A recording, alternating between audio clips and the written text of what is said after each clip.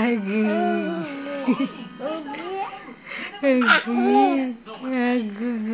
dormir no castelo noite passada.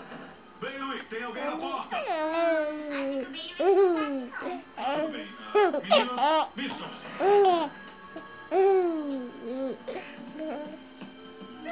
É o vestido mais feio que eu já vi. Isso não é um vestido, Emma. É um avental.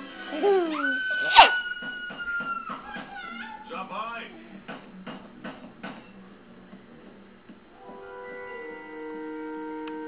Isso tá parecendo uma padaria. Olá, bom dia. 2 filões de pão, por favor. Como é? 2 filões de pão.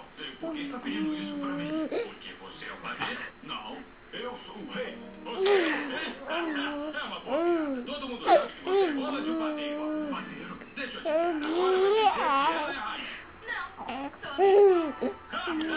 Mas que senso de humor vocês têm. Então, Roland, pode me dar o meu pão?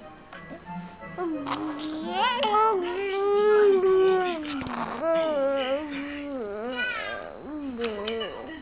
que não deixa de você padeiro, papai? Eu não faço ideia. O papai deixou ser um padeiro.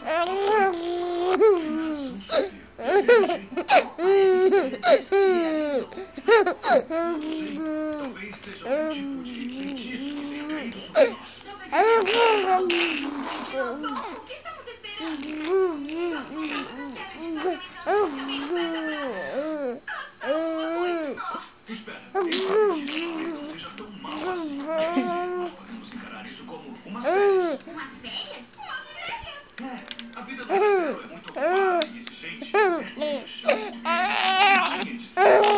se nós ficarmos aqui, tudo que temos que fazer é assar e podemos relaxar e passar um tempinho juntos.